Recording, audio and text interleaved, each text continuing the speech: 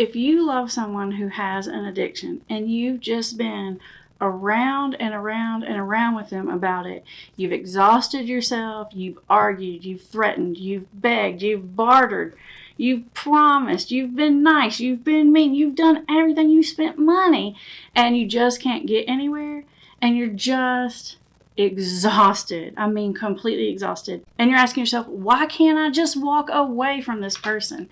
Because I know that there's a piece of you inside that really wishes you could just walk away from it, but something inside keeps you stuck. And that's what we're going to talk about in this video.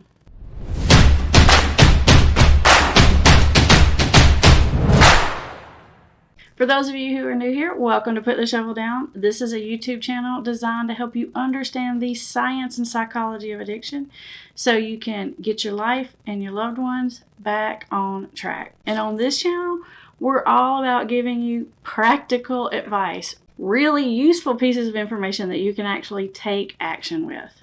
Okay, back to our topic. Why is it so hard? Why can't you just walk away? I'm going to give you 5 reasons, and this is really going to help you understand why you're so stuck.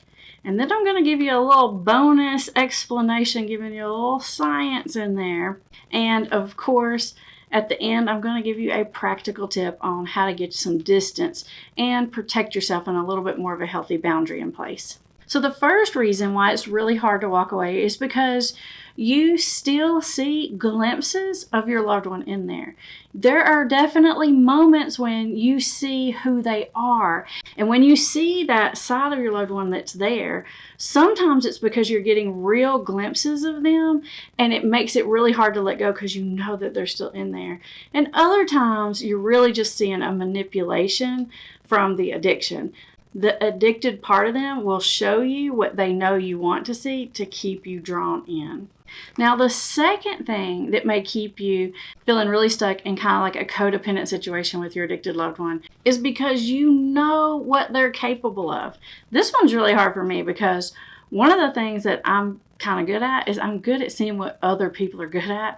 And when I have people in my office who are struggling with addictions, I can see their potential so clearly. It is like a red neon blinking sign. Now, I have this problem with people in general because I can see what they're capable of, usually more than they can see it. And it makes you extra crazy when you could see they have all of this inside of them and what they could do in the world if they would just let go of this addiction. And it is crazy making. I understand. This one gets me all the time. Now, the third thing that's probably keeping you hostage and making you feel stuck in this codependent relationship is that you feel guilty for moving on. Now, I can't remember. I heard this in a YouTube video. I don't even know. It wasn't even about addiction at all. It was about something else. But I heard this person say, guilt is the number one thing that will hold you back in your life from getting the things that you want. And that really stuck with me because I really had to think about that. I didn't really realize that before, but it's true. It's guilt for asking for what you need, guilt for setting a boundary, guilt for not caretaking someone else.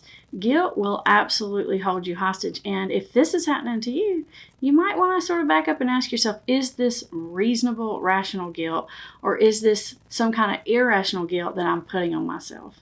Now, the fourth thing that will hold you hostage and keep you from setting a healthy boundary with an addicted loved one is fear.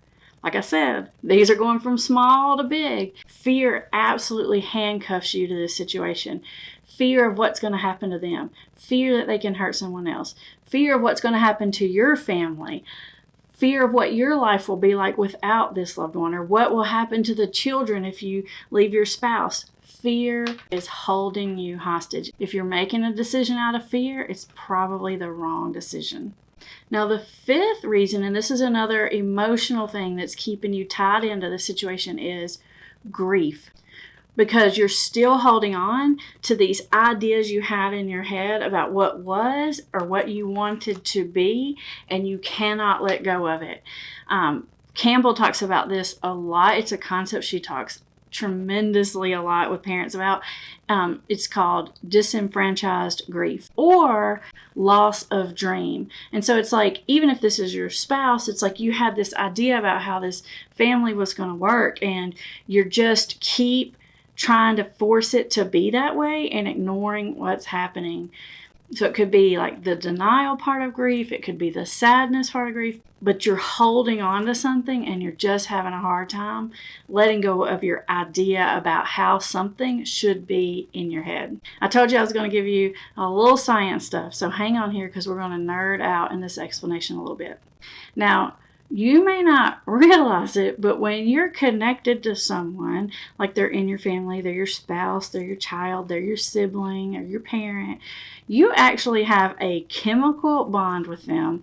You are bonded to them in your brain the same way as someone might be bonded or chemically dependent on a substance. That neurotransmitter is a neurotransmitter called oxytocin. It's like the bonding brain chemical.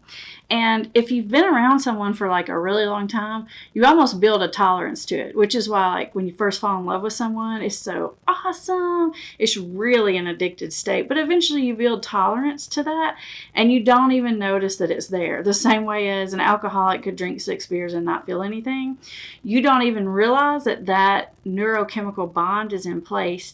And when you let go of someone or when they're not in your life suddenly and they've been there for so long, you go through a withdrawal, the same as like withdrawing off of a drug. Heartbreak is like a real thing. It's chemical in nature. You go through this sadness, this depression, this withdrawal, this craving for the person. And that's another big thing that's keeping you tied in to this situation more than you wish you were. Now here's my little practical tip that I promised to give you.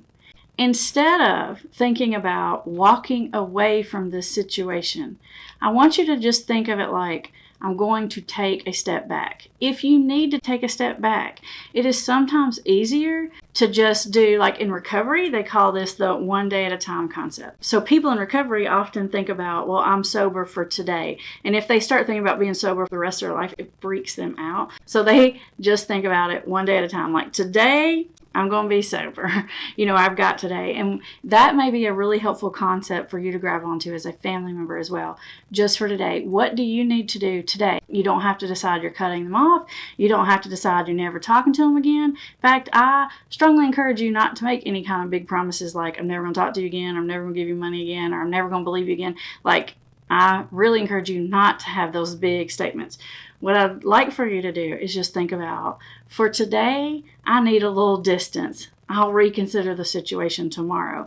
And in those little doses, it's not nearly as scary. It's a lot more manageable, and it's not going to hit those fear, grief, guilt, all those buttons. It's not going to hit them nearly as hard if you'll take it a little piece at a time. Now, I'm guessing if you're watching this video, you're not only are you in a situation with an addicted loved one, but you're probably in a really bad situation with an addicted loved one.